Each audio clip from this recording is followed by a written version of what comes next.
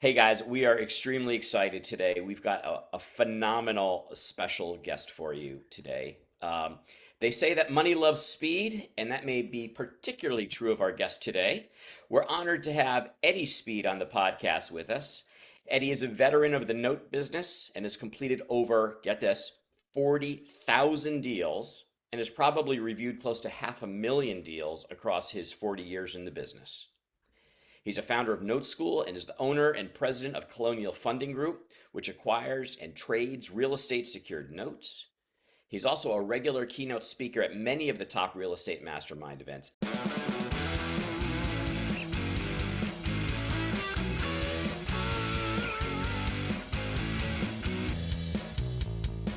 Eddie, thank you so much for being on the show. It's really great to see you again. How are you? If I was any better, I'd be you. Well, I'm looking out at some gorgeous mountains and beautiful clear skies and perfect weather, so I can't Well, complain. that's funny because it looks really flat from my perspective. Right. Mountains are that way out my window. A real one. That's great. Well, Eddie, thanks so much for taking time. I know you're an extremely busy guy, and we're really excited to have you on the call today or on the podcast. Let's kick things off. You are a person which just has a level of experience that is even beyond, I would say, any of the people would consider to be a guru in our little niche of the industry, which is land. So just give us a little background. How'd you get into real estate? How'd you get into notes? And I know you've got a ton of land specific experience. How did you come to that? Well, I started in 1980. My father-in-law was a real estate investor, and he found a niche in the market that was really a gigantic void. And that was in 1980, interest rates were really high. We keep hearing about the similarities of the 70s and the 80s now because of inflation, right? So people were created seller financing when they sold their property to make essentially mortgage payments affordable, right? So they could write their seller finance notes at lower than market rates. They could defer payments and have them due later. They could do all kind of different things, essentially to let real estate move, because if you just went to the bank and tried to pay 16 or 18% interest, that wasn't a good plan, right? And so from that, all these people had created notes. And so my father-in-law and his partner were pioneers in the business. And I just started with them literally at 20 years old. I was a kid. I did not know anything. So if somebody's listening and they're thinking, well, I'm new and I'm not all this experienced and stuff, and trust me, you couldn't start out more of a beginner than I was. So that was the early days. And so my wife and I, that was in 1980. My wife and I married in 82. I married the boss's daughter, so to speak. And we moved to Texas. And we've been here in Dallas-Fort Worth ever since. But I started even in the 80s, guys would sell land and end up owner financing it. And so we had a marketing campaign of finding these guys. And so like literally probably a third or even more sometimes of every call we get, somebody didn't sell a house, they didn't sell an office building, they sold a piece of dirt and the owner financed it. And a lot of times that we would find guys that didn't sell one piece of dirt, they sold 50 pieces of dirt and owner financed it. And so I built sort of a specialty out of buying portfolios of land secured notes, dirt paper. And that's led me to a long journey. So that's interesting. So you found an opportunity, or your business found an opportunity to create a note business because there was a problem in the market of interest rates being too high. Yeah.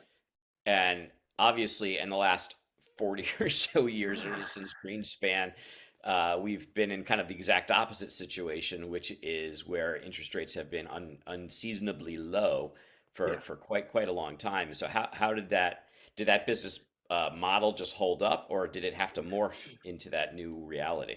It did, so just some statistics I think what people would find surprising. The average rate on a conventional residential mortgage over the past 50 years is 7.7%. Yeah. So the interest rates, this low market rate that we experienced for the last couple of years is not normal. And I think even rates that you see now that I do believe are going to go up, we're going to have to get a lot more creative in doing it. We just weren't forced to be very creative. So here's what happened to me. I bought my first property on terms, meaning the seller carried financing for me, probably in 1983. That's pretty simple. Rates were high. My wife and I were self-employed. We couldn't qualify for a conventional mortgage, and we couldn't afford to pay conventional mortgage rates. So we were just had the desire to buy this property. And all of a sudden, the only way we could do it is the seller had to carry terms, right? So I've been doing this for a long time, but I didn't really make it a practice until a few years ago. And so I've been really actively involved in, I partnered on a lot of ranch deals where we would buy land and break it up and sell it. And the seller would carry terms for us. So I've been doing this on land for, consistently for at least 20 years. And I found out a lot of people that were selling land were willing to carry financing because they weren't getting a check anyway. They weren't, I mean, like it wasn't, they didn't dream of taking their land and turning it into an income stream, right? They didn't have an oil well on it. So, and the ranchers wouldn't pay anything if they were just leasing it. $10 an acre or something, And so, in other words, this became a strategy that we sort of developed. And then I started showing house buyers how to do it. And then we just kind of figured out more and more. So, no, I didn't start out with this strategy of schooling people of how to buy property on creative terms or creative, offers where the seller would carry terms. It's certainly morphed. And if you think about everything I'm describing, what happens? Just like what you do in your business, right? You find a void and you figure out a way to fill the void that other people don't know how to fill. Mm-hmm. Yeah, and you just said something that I'm guessing is blowing a lot of people's minds right now, because for the average land investor, we talk about selling property with seller financing all the time. Yeah. But we never talk about buying property with seller financing. Exactly. So does that mean that land investors could actually be picking up more deals that they're not closing by using this technique? 100% at least double their conversion rate. Wow. I mean, lights out, not even a close second. Guarantee you that you could double your conversion rate. Nice. That's phenomenal. Yeah, that's music. I think that's all of our listeners probably just said, okay, I'm paying attention now. Yeah, right. No, and I'm not exaggerating. I've just seen it happen. And I always say that the way to create value, real value, is to figure out how to take two completely disparate things and bring them together in a way that the average person wouldn't necessarily contemplate. When I was a youngster going into college, I had this very marketable major in college, East Asian Studies and Chinese language. So like, what do you do with that? So you go in the Marine Corps. So anyway, but eventually I went to business school and I'm like, wow, okay, there are a million people who go to business school and know how to do business. And, there's plenty of people who speak Chinese, not too many Americans at that time. But when you have an American that speaks Chinese and knows business, that's all of a sudden you've created something that's very unique and not especially hard to find. It's a hard to find combination. And so it's the same thing here is you actually just combined two disparate strategies. One is buying property with seller financing. Yeah. Combining it with the idea of subdividing to change the value of the underlying property. So you're basically so you could almost buy, I would imagine you could almost buy at market rate with seller financing and still make a heck of a lot of money because you're changing the underlying value through the subdivision process. Yeah, there's no doubt. I mean, I didn't have to go try to steal a piece of property, although sometimes we did. But we found out that sellers almost always in the rate market we're in right now, and as it gets higher, seller almost always would carry financing it way below what it costs at the bank. And it's just hard to sometimes to get a loan at the bank. You know, it's, I mean, like, so When I here's what happened for me. Like, you know, this is sort of how it morphed. So we're sitting in our office in, you know, the Dallas Fort Worth area. We're advertising to buy notes across the United States, right? So a guy in Florida, a guy in North Carolina, a guy in Arizona, a guy in far South Texas, a guy in, you know, Montana is selling land, and they've got notes. And at some point they need to cash in. They've got these notes receivable. They have some kind of cash thing, and they call us trying to sell these notes. And if it was a big enough deal, I would take a field trip. So if they had 50 notes or 100 notes, I bet you I've taken well over 1,500 field trips of people that were selling land and creating owner financing. 1,500 is probably really light, okay? But just so that people can wrap their mind around it. So I'd go out there and ride around, and I'd get to hear their story, how they bought the land, how they did it, what their style was, how they marketed and sold the land. I got to hear their whole story. And then along the way, I bought a lot of those notes. Sometimes I didn't like their model and I didn't buy their notes, right? And in other ways, then I started asking, well, how else would it help you do your business? And I started partnering with them because I was really good at structuring deals. And so I would end up partnering with land guys, and they were the boots on the ground and sold the land. And then I was the guy that was kind of the financial partner. And so I ended up partnering with people along the way. And that's how I've been in the land business for over 30 years. Now we're in the land business. My son is in it. My partners, I mean, like, are in all that. Like now, it's so good. I love the land business. The most of any real estate I've ever dealt with is land. I love it the most. And I've done a lot of different kinds of real estate, but I love land. I'm a country boy, so I like, you know, being outside. I like, you know, riding, getting on the Ranger and riding around land and stuff, and I just enjoy it. But that's how it morphed for me to understand. I think a lot of your clients, like, what does their daily life look like? Yeah, yeah. Some prefer to just stay behind the screen. And, Run it virtually. today you can, and quite honestly, my son does it the same way. Mhm. But years ago, that's not how you did it. People didn't buy land remote. Now it's very common that people buy land. It's a virtual business now, right? Yeah, yeah, for sure. Just get your photographer out there with a drone, and there's your inspection. That's it. You know, you know, within certain price points. You know, if we're above a certain price point, we want to go get our own eyes on it. Yeah. Yeah, for sure. Very good.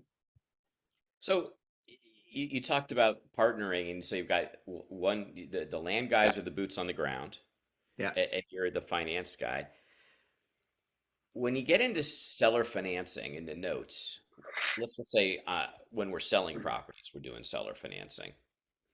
Um, is it really a land? Is it even a real estate business, or is it actually a banking business that we just found some product to use to stimulate the banking transactions?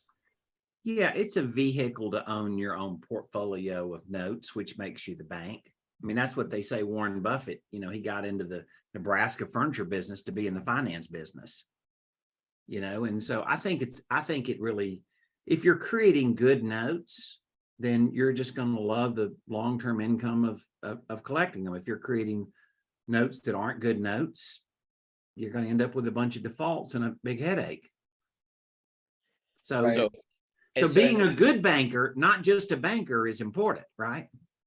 I, I'm sorry, David. I just got to dig into this for a second. So, the big gurus in the business teach that we love default. Default is great because now I can just keep reselling the same property, and eventually the basis is zero, and I can just keep reselling it over and over and over again, and almost like that's a strategy. And we've all been through it. You know, default is a pain in the ass. You know, as far as I'm concerned, I don't like it. But you were talking about good notes versus bad notes. So what is your view on default? And I guess if your view is negative on default, then you must have a pretty exceptional process of qualifying notes before you bring them into your portfolio. Well, only thing I can tell you is I've made field trips and looked at, thousands of portfolios of land notes, not a dozen, not 50, thousands of portfolios, meaning they had 20 or 50 or 200 notes. So I have a very deep level of experience of seeing guys doing the business. And I've heard it said countless times, I don't care if they default, I'll just resell it. I don't know anybody that's actually really made that a model and made it work. Now, I'm sure these gurus are smarter than me, but when you're asking me about a guy in the field that's done it, and I've met these guys, I've met thousands of them, I would say that is not an accurate statement about selling for default. And the other thing is, I'm an advocate for seller financing. I'm one of the founders of the Seller Finance Coalition. I've testified before state senates. I've testified before the Financial Services Committee. I'm an advocate for people offering seller financing. And you sound kind of crappy when you say I sell land to somebody so they can't pay me back.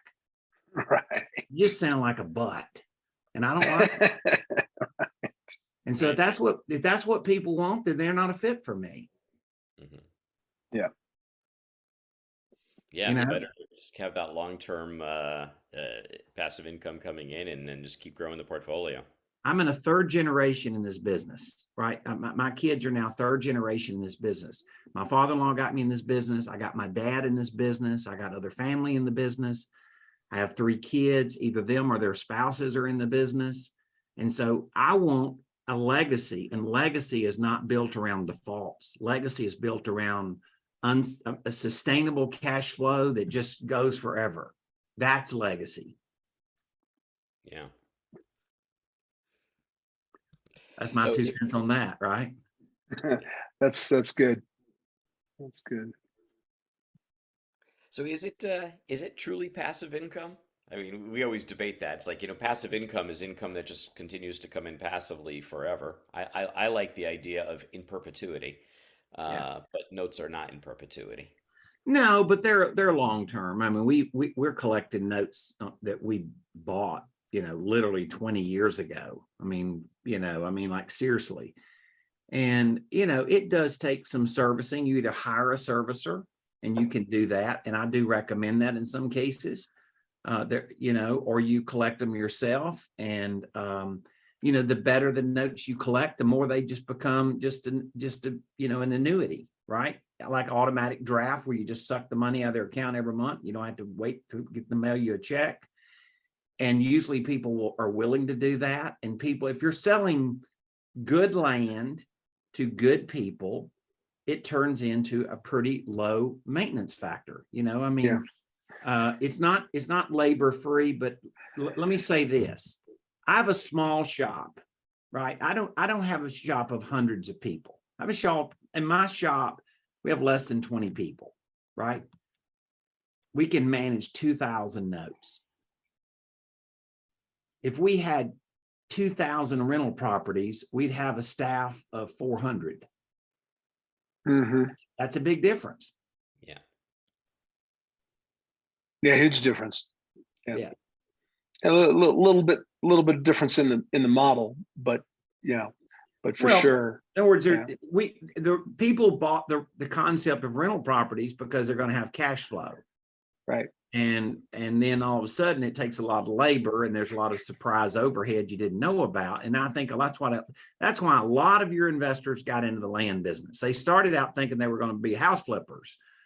And then they found that there was a lot of competition, and the rental properties were a lot more trouble than they thought. And then they heard, oh, I'm going to just do land.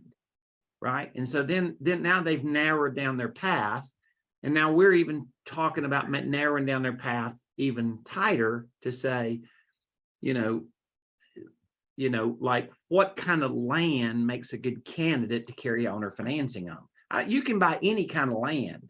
If you can buy it and get in the middle of a deal between the seller that wants to sell and find some new buyer that's willing to buy it, that's a good business. But if you're going to carry financing on it, then all of a sudden you're reliant on getting paid. Now, once again, some people say, well, you don't want to get paid, you want to foreclose.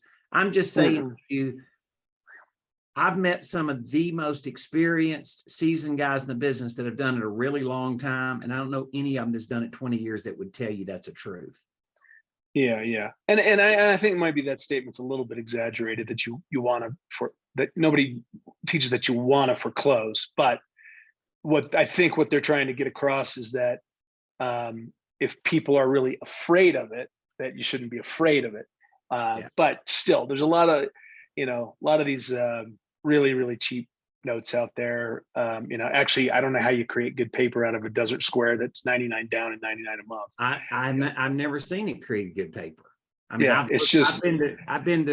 I've seen all these old subdivisions that people buy, and they buy them for $500 and they try to create owner financing on them. And the truth of the matter is, consistently, the paper doesn't pay. Like, now you're saying, well, Eddie, how do you know that? I don't know. I probably looked at 1,000 portfolioos like that. Right. And you're saying, how do you know they don't pay? I don't know, because I got to see their pay histories. Right. Exactly. Right? Oh, yeah. So the model is predicated upon selling good land to good buyers. And that assumes that there's a pretty decent market for the land you're trying to sell, that you can say, you know what, I'm going to pass on you because you're a bad buyer. I want a good buyer. And we seem to be entering a period where people are not feeling as rich as they used to feel, because their portfolios are shrinking, their stock portfolios are shrinking and other things, and they don't have the disposable income that they had last year or 2 years ago. Yeah. So, well, they're feeling inflation. They're feeling pain at the pump. Inflation, right? So, is there an adjustment to the model? Is there adjustment into what you buy now in order to be able to maximize that strategy? Let me make a statement to you. Your listeners need to literally write this down and put this on their computer. We sell land that land is sacred to the buyer. If you'll stick with that, it'll be very good to you a long time in the future. That land needs to be sacred to the buyer. Now, what does that mean? It's their retirement home, right? It's their refuge. It's where they go ride the kids out and go ride a four-wheeler around. It's something that when they're buying that land, that they have an emotional attachment to that land that's even maybe stronger than their house, right? When people buy a desert lot out in the middle of nowhere, or they buy a infill lot on an old subdivision in Fairfield, Arkansas, there ain't nothing sacred about that land. Now, if you can flip it for cash and somebody's willing to pay more than you, Godspeed to you. But if you're telling me that they're going to owe you money a long time in the future and that land's not sacred to them, I've looked at a lot of land notes, a lot. I mean, well over 100,000 for sure. And I can tell you there's a pattern. If that land is really good and it's sacred to the buyer, they find a way to pay you. That's a truth. That's a great point. That's a great point, because it comes back to you hit it on the third point there. It's emotional. It's just like in sales, facts tell, emotions sell. At the end of the day, we pull the trigger both based on emotion. So at the end of the day, if somebody's going through, some financial struggles or whatnot, but that land means that much to them, they'll find a way, or at least they'll try. Let me give you two examples really quick. Okay. I partnered and done a lot of land in South Texas. I mean, like South Texas, like on the border, right? and still involved in some of those deals, still getting checks on deals that we sold 20 years ago. And we sell them in South Texas, the Hispanics call them ranchitas. And there'll be a 20-acre tract. Why they buy that land? Because some of them live local and they want to go out there, and they live in town, but they get to go right there and ride around the four-wheeler and shoot a pistol and do stuff with the kids and do whatever. And a lot of people want to go move back there and retire. They're of Hispanic descent and they don't want to go live in Mexico, but they want to go live close. And so they live in Minneapolis and they live in Atlanta, they live in Dallas, but they buy that land, but that's their home. And and that land, we have discovered, is sacred to them, because in Mexico, maybe where they came from, they couldn't get to own a 20-acre tract of land. Rich people owned all the land. You got that? That's a sacred scenario. We deal in country land about 90 miles from Dallas Fort Worth, and I wouldn't say we're not in the subdivision business. We're in the business of slicing up land and reselling it. We buy land and it sometimes is grown over, and we can fairly affordably get it cleaned up to where you're selling something people can see. So you buy something somebody inherited, they carry financing for you, and they hadn't been out there in 20 years, so it's grown up. So you clean it up a little bit, and that can be pretty affordably done, and you can do it remote. And then you slice it up and sell it into smaller tracts.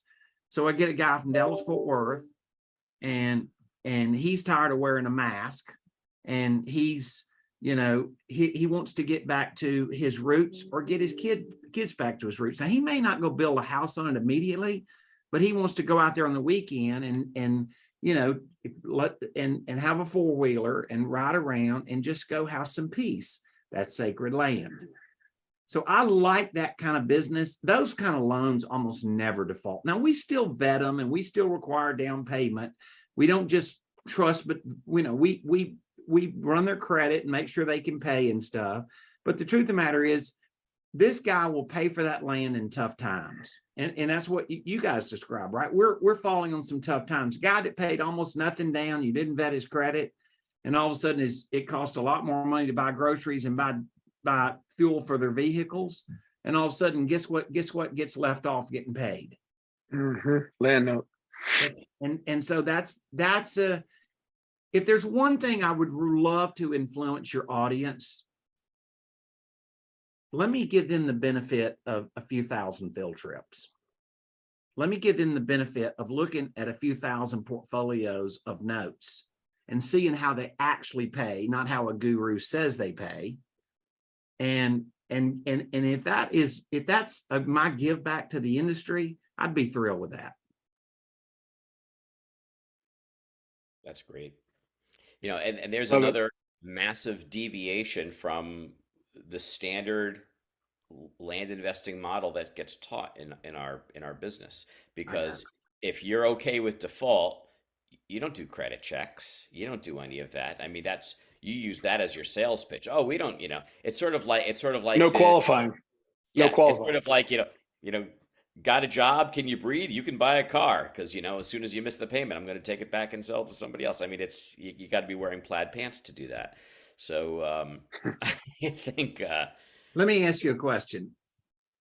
What if I called you guys and said, we're business friends, right? So I could call you with a deal, right? You'd listen, right? What if I called you and says, look, I'm gonna build a bank, and I need some stockholders for the bank. You guys interested in being stockholders in my bank? And you're like, yeah. And I say to you guys, let me tell you what I'm going to do. Most of these banks waste a lot of money because they have the whole second floor of the bank that does nothing but like underwriting and process and all of these things. We're going to eliminate all that. We're just going to bring somebody in. We're going to ask them if they're honest. We're going to give them the smell test and see if they smell bad. And if they just seem like they're good, we're going to eliminate like checking out anything. We're just going to make them a loan, right? And we're going to eliminate all the overhead of that bank. Let me ask you a question. How many of you want to own stock in my bank? No. No. That's it. So when somebody says I don't do all that, I'm like, you just haven't experienced it yet. I'm just trying to lend you some experience. I love it. Very good. Yeah. Good advice for sure. So you've worked with so many land investors over the course of your career. I mean, we've talked about some of the mistakes that land investors are making, but is there another one or two that really stand out as, a mistake that you kind of see over and over again that land investors make? I think it's on the acquisition side. I think your guys market for some good land that they don't get bought because they're trying to make the cheapo offer. And I think they miss some really big opportunities. I mean, we get so entrenched and I'm going to go buy lots for $500 an acre. What if you send somebody a piece of land that's really desirable that you really could make a lot of money with, and your $1,000, $2,000, $5,000 offer for that land, they laugh at it. And so that becomes a trash can lead. And so how could you completely change your business and deal in a better grade of land, but let the seller be your bank? If the seller's owned that property for 20 years, only thing they know for 20 years is they've made a check every year to pay taxes. They Right. haven't gotten a check for the owning the land. What if you could make them a creative offer and create an environment where they get a check every year and they don't have to make a check every year? So think in terms of this. We know what your seller profile is. What does your non-seller profile look like? What is the guy that doesn't take your offer? Who is he and what's possible? There's your missed market. Yeah. A long time ago, I was just out of school. I was working at Lucent Technologies, and I was going out one day. I was going to go buy a motorcycle, and I called my buddy up, who was a born entrepreneur, I mean, through and through. And I said, "Hey, Joe, you want to come join me? I'm going to go buy a motorcycle today." So we met at this bagel shop, and he was leaving Lucent, and he was going to just take his family and drive across the country because he hated New Jersey, wanted to go to California, and he was going to figure it out because that's what he did. And so he wanted to sell his car because he didn't want a payment while he was in this process. So he said, "What do you want a motorcycle for? Why don't you buy my car?" I'm like, "I don't want to buy your car. I have a car." And he goes, "Your car's old. It's got too many miles on it." He said, I said, "I'm not in the market for a car." He said, "Let me ask you a question." He said, "All things being equal, what would you rather drive? Your piece of crap or my car?" And I said, "Well, all things being equal and no payments, I'd rather drive your car." And he goes, "So therefore we have the basis of a deal. Now we're just in negotiation." Yeah. And before we finished our bagels, I bought his car. I got a great deal on it, but I bought his car. And I think that's so true. I mean, so whenever sometimes this happens with an angry caller, when if I answer the phone and somebody's really, "Your offer sucks. You're an idiot. You're a jerk." Or sometimes it's just a person who just doesn't like the offer. And I always ask the same next question. I said, "Well, let me ask you a question. All money aside, forget money. If the money was right, would you have an interest in reasonable? Would you have an interest in selling your property, or is this something you just want to hold on to?" He says, "No, if the money was right, I'd sell my property." And so I'd always say, "Therefore, we have the basis of a deal. We just haven't figured out the price yet." Think in terms of when you make a really low offer on land, what is the customer situation? Probably they need the money. Right? Yeah. I mean, when you make an offer, let's just say that you think the land's worth 20 grand. Okay. And you make an offer of 4 grand. You ever do that before? All the time. All the time? So that that customer probably has a wolf at their door. Yeah. They need the $4,000 and they have an immediate need for that $4,000. Right? What if you could offer more because you pay tomorrow? Right. There's going to be a lot more people that are going to sell to you that don't have the wolf at the door. I'm very comfortable in saying if you would develop a creative offer strategy as part of how you buy land, I'm very comfortable in saying you could double your conversion rate. Now, that doesn't mean you still don't make cash offers. That just means that you have a plan B.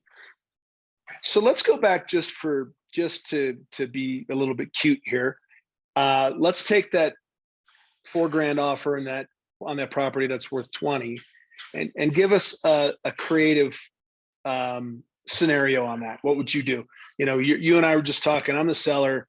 You offered me $4,000. I'm like, no, I can't get near that price. So what kind of creative offer, just off the cuff, might you go for first? You would be surprised how oftentimes they would not require any down payment. And if they required a down payment, it wouldn't be much. You would be surprised how oftentimes that they will carry it at below market interest, way below market interest. And I have some specific strategies I have figured out, and I won't get into all the mechanics of that today, but I can tell you that we have learned how to make simple creative offers, but we teach people how to make the offer and why we do it the way we do it. So if the guy says, well, I've heard you can just buy land at no interest and blah, blah, blah and stuff. And like, yeah, you can do that a certain percentage of the time, but you're going to lose most of your customers. So some of them are going to want some interest in like, how do you structure that and for how long and what do their payments look like? So there's a little bit of training around it, but let's just say that I'll bet you with a surprising low level of training, I'll bet you that most of your listeners could wake up tomorrow and have a second strategy to go catch the customers that wouldn't take the low cash price in a way that they just, it's more simple than they thought. Listen, I've been doing this for 42 years, right? I've closed actually 50,000 notes, right? I've looked at 300,000 or 400,000 notes. Do you think I can make a complex offer? Of course I can. Yeah. Of course I can. But the answer is that is not where your listeners don't need to start there. If I could get them to just do 60% of what I could do, they would be 100% better off than they are now. Yeah. Totally. Yeah. And So without I've learned to moving- dumb it down. I've learned to dumb it down. You know, another thing comes to mind as well with that strategy. So you pay more for the property, but you get terms. You're not out any cash. If so, it's a small down payment, and you put a wrap on it at a nice appreciated value. And if you want to, you can sell that note. But I forgot my actually original point. Well, there's a couple of things. First of all, the down payment when you sell it covers any down payment when you got it. Right. So you don't have to keep your cash tied up. And then let's just say hypothetically, you're paying 2% interest and you're selling on 7% interest. You're making 5% interest on essentially money that wasn't even yours to loan out. Yeah. That's what your bank does. That's right? Your bank takes your money and pays you almost nothing and lends it to me and charges me a lot more. Yep. So now that goes back to your question. Is your land business, does it turn into a bank? And if done correctly, that's exactly what it turns into. Yeah. Oh, one of the things we didn't mention also, you talked a little bit about it when we did the panel, and that was, how about the tax perspective from our seller's standpoint? Want to talk a little bit about that? Yeah. So one things that I think is particularly people that are of a little more substantial, right? People that don't make enough money to even pay taxes. They're not worried about new tax laws or tax laws and tax loopholes and stuff. People don't think of it. But a guy that's a little more substantial, and a lot of times when people, I found that the people that are most likely to sell land either inherited the land or they bought the land 20 years ago for a use, and now that life has changed. Those are the two most likely scenarios that people sell land. I don't know what you guys have found, but that's a pattern that I've seen. Mm-hmm. Mm-hmm. Yep. So now they've owned it for a really long time. So that, let's just say they have a piece of land that's worth a couple of $100,000. Now your listener may think, well, there's no way I can play in the $200,000 land price. Yeah, you can if they're financing it for you, right? Mm-hmm. It doesn't matter anymore. You're not having to pay cash, Mm-hmm. right? And they're saying, well, if my sellers won't take my kind of offers, I know, because you're making the wrong kind of offer for that more desirable land. But if you made them an offer that they wanted, and what if you said, there's a possibility that I could show you a strategy where I know you could defer taxes, but you might even could eliminate taxes and never have to pay tax on the gain. Now, what do you figure a seller's going to do when you say that? Their ears are going to perk up a little bit, or they're going to think, or they're going to think you're full of crap and hang up. And we're not full of crap. You've seen, Right. I mean, in more time to unfold that, you show people how it works. I didn't write the tax law. I'm not a CPA, but I paid for a lot of CPA opinions and tax attorney opinions. And I just learned as an entrepreneur, oh, there's a loophole. I didn't make the loophole. I just know what it is. And you teach that loophole, and all of a sudden now you're talking to your sellers. I'll guarantee you, if you sold me a piece of land that you had a capital gains of $200,000, that you could stretch those payments out and never pay taxes on the gain. But that's amazing, but it's true. Mm-hmm.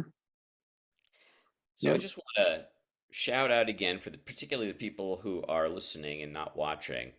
We are talking to Eddie Speed of Note School, and these are the kind of things that you would learn in Note School.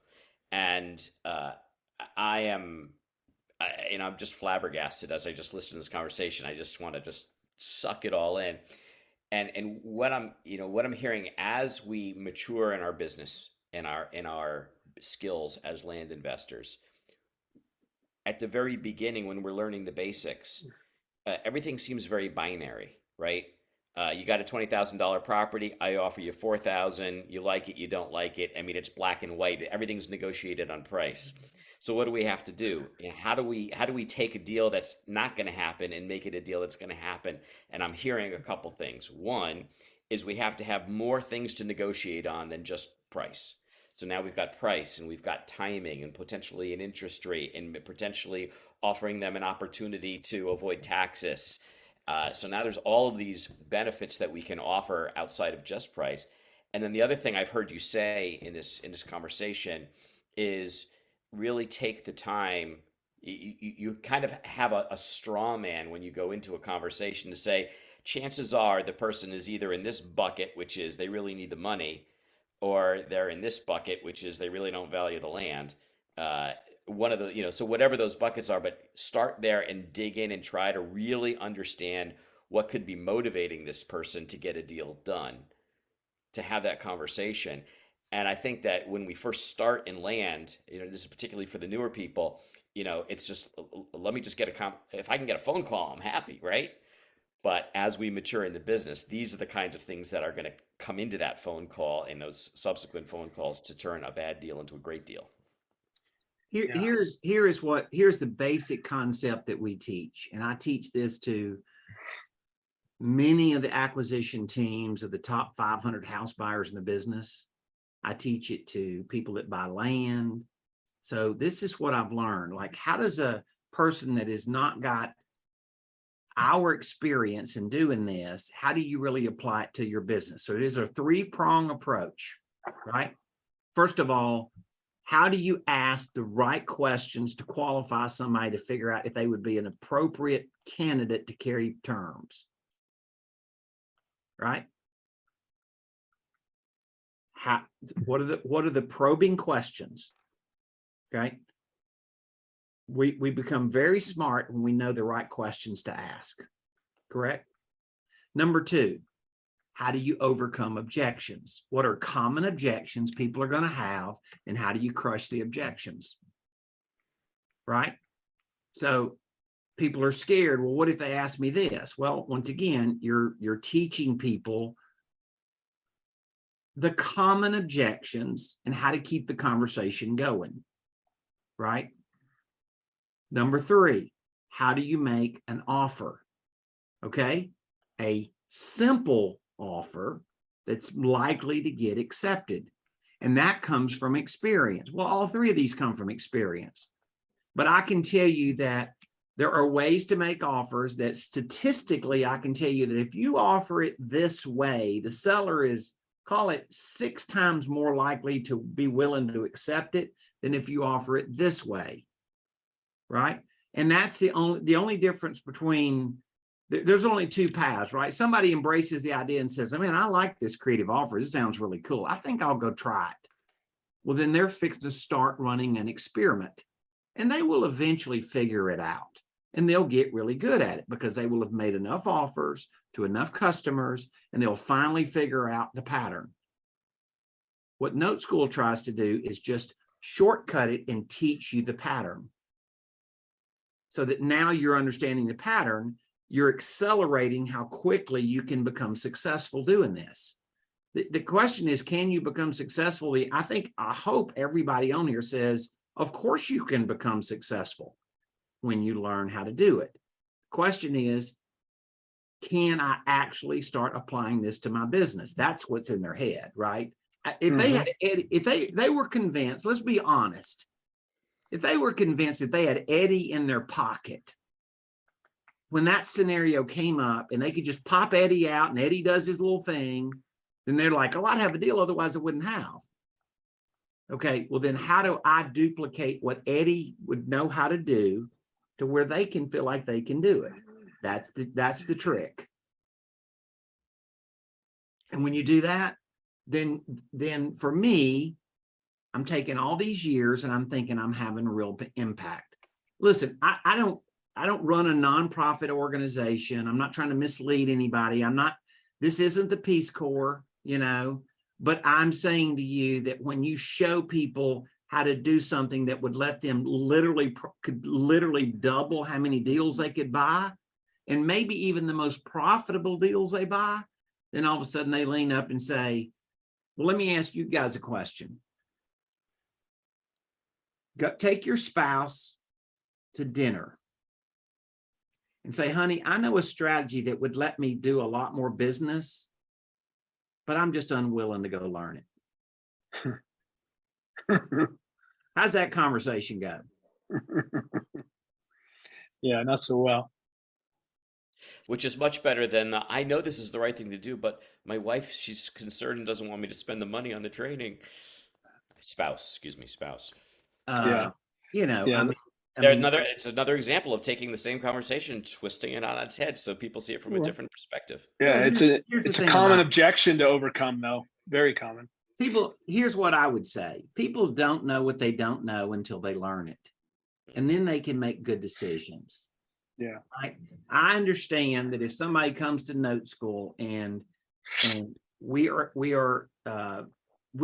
like we're all about the money, and we look like, that we're just going to go teach you something that's too complex and you can't really do it, then that's not a value decision.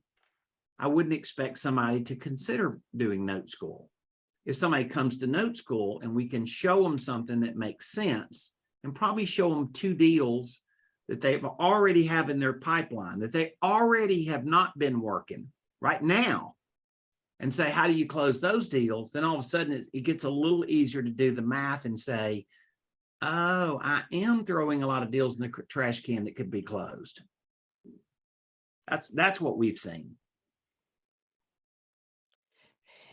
Eddie, I think this may go down so far as the most valuable podcast we've done to date. Again, this is Eddie Speed with Note School. I can't thank you enough for taking the time to be here with us. I think we're coming to the end of the hour. We've talked about Note School, so I don't want to be unsympathetic to your time, but I do have a one big question to ask you. Okay. And that is, we run our mastermind, which is the Land.MBA Smart Bar, which is a smaller group than obviously our podcast audience. And I was wondering if maybe one day we can get you to join us there, and we can go into a little bit more depth about how they can close more deals, but also more about why they can double their deals through Note School. Would that I'd be love okay? to. Nothing I love more than doing case studies and showing people like real examples of like, what does this mean? Like when people say this, then all of a sudden you show them a real piece of dirt and a real situation, a real story, and all of a sudden they're like, oh, I have seen that deal. Mm-hmm. Yeah. Yeah. Love it. Love Absolutely. it. All right. Well, guys, it looks like we're coming up to the top of the hour here. We got any final thoughts, last words? Well, I was going to suggest that if your listeners are interested, I was going to offer just a free little masterclass for them, just a kind of little mini masterclass, and that way they could get a little more of a sense of like, if this sounds like something that, hey, I'm interested, then all of a sudden let's see what that looks like. And so I think with that masterclass, it'd be a good way to start. And so it's just noteschool.com/get started. And so it's a book. It's a little book with some chapters that give you different ideas of different scenarios and what terms could look like. And then also just a master class, just a quick little master class, and kind of go through and, give you a sense of a little more depth of like what some definition around this really could look like. So I think that might help. Great. Well, so it's noteschool.com/get started. And we'll put that in the show notes. So Awesome. You got a link down there. And Yeah, we'll put that in the affiliate page on the website as well. Yeah, for sure. Awesome, guys. Eddie, go ahead. Yeah, it's just thanks so much. You listen to all these podcasts, you talk to so much, and so often it's just the same information kind of regurgitated over and over again in a slightly different way. And I feel like today we have really learned some things that I think are going to be really new and pivotal to people's strategies going forward. So thank you so much. We love you. We wish you the best of luck, and we'll see you soon. Thank you. Awesome. Thanks. We hope you enjoyed this episode, had a bit of fun, and walked away with some actionable insights that you can apply to your business. Dave and I have got some great content and interviews planned, so don't forget to rate and review, and of course subscribe to this podcast on iTunes, Google Play, Stitcher, or wherever you get your podcasts. If we mention any interesting links or tools, you'll find them in the show notes. To learn more about Land.MBA, visit our website at, wait for it, Land.MBA. See you next time on the Land.MBA podcast.